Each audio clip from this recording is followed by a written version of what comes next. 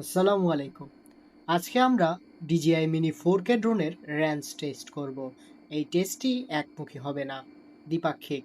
অর্থাৎ আমরা এখান থেকে আমাদের অবস্থান থেকে একটি স্থানে যাব এবং সেখানে গিয়ে ভিডিও করার পর আমরা আবার পুনরায় ফিরে আসব। মূল প্রক্রিয়াটি হবে 10 থেকে 15 মিনিটের। আপনাদের সবার কাছ থেকে আমি আগেই সময় চেয়ে নিচ্ছি। যারা রেঞ্জ টেস্টটি দেখতে চান, ধৈর্য সহকারে দেখুন। আজকে আমরা আমাদের যাত্রা শুরু করেছি কুমিল্লা জেলার হোমনা থানার বাগমারা গ্রাম থেকে।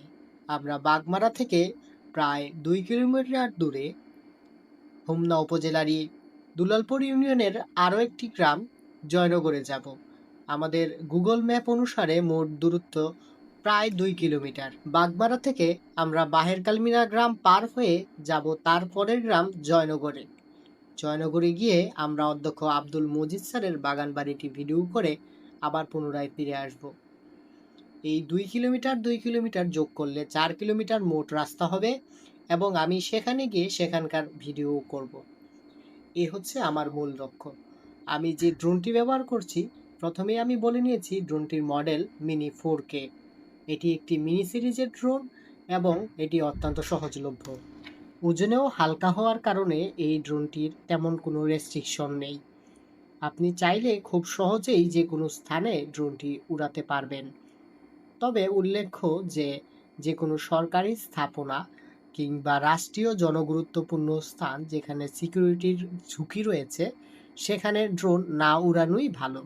তাছাড়া ড্রোনের যে অ্যাপ রয়েছে DJI ফ্লাই অ্যাপ, সেই অ্যাপে বিশেষ কিছু জিও রেস্ট্রিক্টেড জোন রয়েছে যেগুলোতে জিও ফেন্সিং করা থাকে।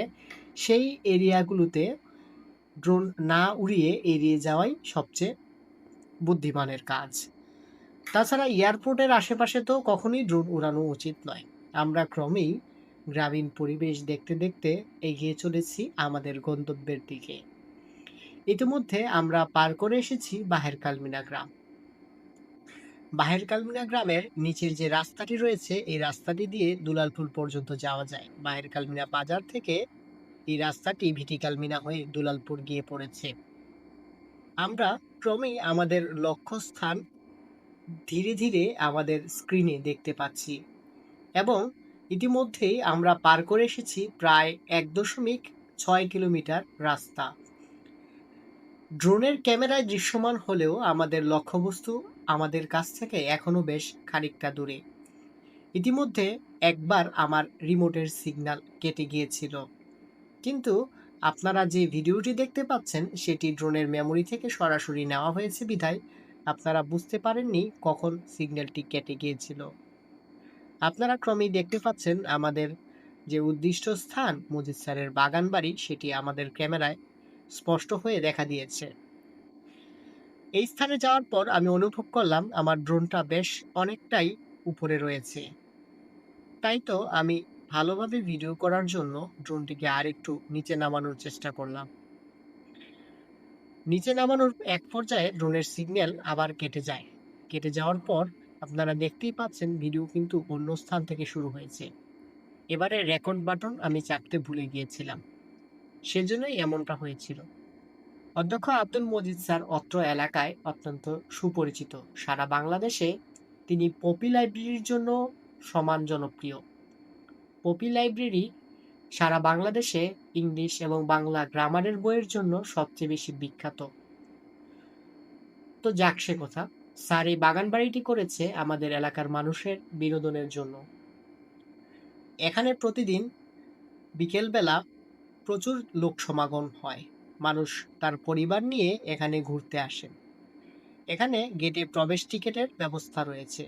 প্রথম দিকে কোনো ধরনের প্রবেশ টিকেট না থাকলেও সর্বশেষ গত 1 বছর আগে থেকে এখানে প্রবেশ টিকেটের ব্যবস্থা করা হয়েছে। এখন খুব সম্ভবত 10 টাকা প্রবেশ টিকেটের বিনিময়ে ভিতরে প্রবেশ করা যায়। তাছাড়া রিসেন্টলি সেখানে বোধহয় কিছু ওয়াটার রাইডেরও ব্যবস্থা করা হয়েছে। এখানে এলে আপনি প্রকৃতির সাথে সাথে পাবেন কিছু নতুন বিনোদনের ছোঁয়া। পুকুরের উপরে হাঁটার এই ট্রেলটি আপনাকে অবশ্যই মুগ্ধ করবে। পাশাপাশি রয়েছে বেশ কিছু দুষ্প্রাপ্য প্রাণী, অথবা যেগুলো আমরা চিড়িয়াখানায় দেখে থাকি সেরকম প্রাণী। সীমিত আকারে স্যার তার এই চিড়িয়াখানায় নিয়ে এসেছেন একটি উট পাখি বা ইমু, নিয়ে এসেছেন কিছু হরিণ, আর সাথে রয়েছে কিছু ময়ূর। দুম্বাও সম্ভবত এনেছিলেন। দুম্বাগুলোর মধ্যে দুটি দুম্বা মনে হয় মারা গিয়েছে। এখন দুম্বা কি আছে কিনা সেটি আমার ঠিক জানা নেই। আমাদের মজিদ স্যারের বাগান বাড়িতে ভিডিও করা শেষ। এখন আমাদের মূল ড্রোনের যে আমরা টেস্ট করছিলাম রেঞ্জ টেস্ট, সেখানে ফিরে আসার পালা। অর্থাৎ আমরা এখন আমাদের বাড়ির দিকে পুনরায় ফিরে আসব। ইতিমধ্যে আমার ড্রোনের চার্জ প্রায় 40% শেষ হয়ে 60%-এ নেমে এসেছে। দিগন্ত রেখার দিকে তাকিয়ে দেখলাম সূর্য ক্রমেই অস্ত যাচ্ছে। আমরা এখন ফিরছি। সামনে যে রাস্তাটি দেখতে পাচ্ছি সেটি আমরা কিছুক্ষণ আগে যাওয়ার সময় দেখেছিলাম, কালমিনা থেকে দুলালপুর যাওয়ার রাস্তা। আসার সময় আলো কিছুটা কমে যাওয়ায় নিচের ধানের যে জমিনগুলো দেখেছিলাম সেগুলো ক্রমেই অন্ধকার হয়ে এসেছে।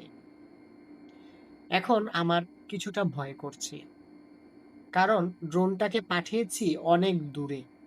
আমরা যেখানে দাঁড়িয়ে আছি সেখান থেকে প্রায় 2 কিলোমিটার দূরে আমরা ড্রোনটি পাঠিয়েছি। যেহেতু ওই স্থানটি আমার পরিচিত, কিন্তু তথাপি এই স্থান দিয়ে আমি কখনোই যাইনি। অর্থাৎ আমি যেখানে গিয়েছিলাম সেখানে আমি বাই রোডে রাস্তায় গাড়ির মাধ্যমে গেলেও এভাবে আড়াআড়ি মাঠের মাঝখান দিয়ে কখনো হেঁটে যাইনি। তাই তো জায়গাটি চিনতে আমার ক্রমেই সমস্যা হচ্ছিল।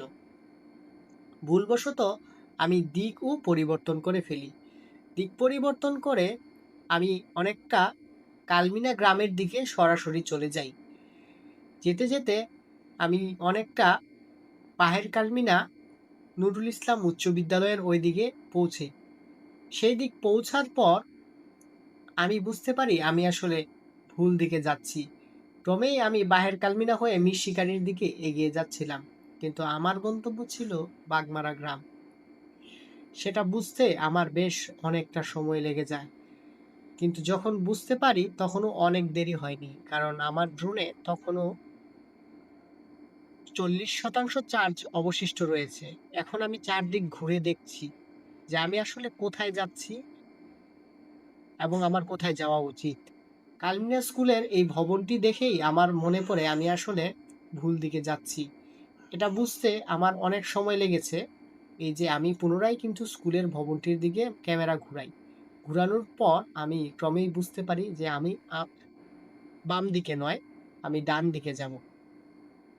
এবারে বুঝার পর আমি ড্রোনটিকে উপরে উঠিয়ে সোজা চালাতে থাকি।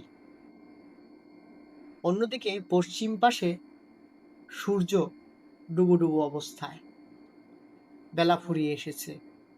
আমারও বুকের ভিতর একটু একটু ভয় করছে। ড্রোনটি আমি কিনেছি খুব বেশি দিন হয়নি, তাই তো শখের জিনিস হারিয়ে গেলে খারাপ লাগাটাই স্বাভাবিক। সেই ভয় এখন মনের মধ্যে কিছুটা চেপে বসেছে।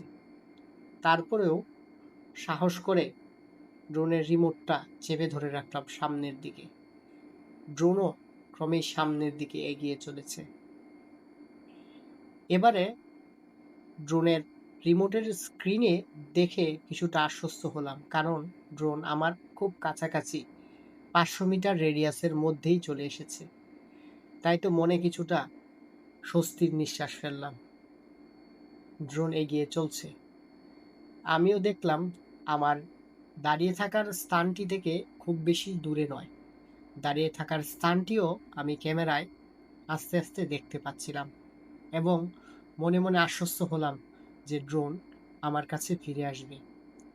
আমার এই 2 কিলোমিটার রেঞ্জ টেস্টে আমি এতটুকু বুঝতে পেরেছি যে কোনো বড় ধরনের অবস্টাকল না থাকলে এবং আপনি যদি খোলামেলা জায়গায় থাকেন, খুব সহজেই আপনি 2 কিলোমিটার রেডিয়াসের মধ্যে DJI মিনি 4K ড্রোনটিকে উড়াতে পারবেন। আমি কখনোই এই ধরনের ড্রোন উড্ডয়ন আপনাকে রিকমেন্ড করব না। এটি কেবলই একটি পরীক্ষামূলক উড্ডয়ন ছিল। আপনারা কেউ আপনাদের শখের ড্রোন দিয়ে এ ধরনের কাজ করার কখনোই চেষ্টা করবেন না। পরিশেষে আপনাদের সবাইকে বলতে চাই, ধন্যবাদ আপনাদের সবাইকে। দয়া করে আমার এই পেজটিকে ফলো দিয়ে এবং ইউটিউব চ্যানেলটিকে সাবস্ক্রাইব করে আমার পাশে থাকার জন্য অনুরোধ করা গেল। এই যে আমি হাত দেখতে পাচ্ছেন, ধন্যবাদ আপনাদেরকে।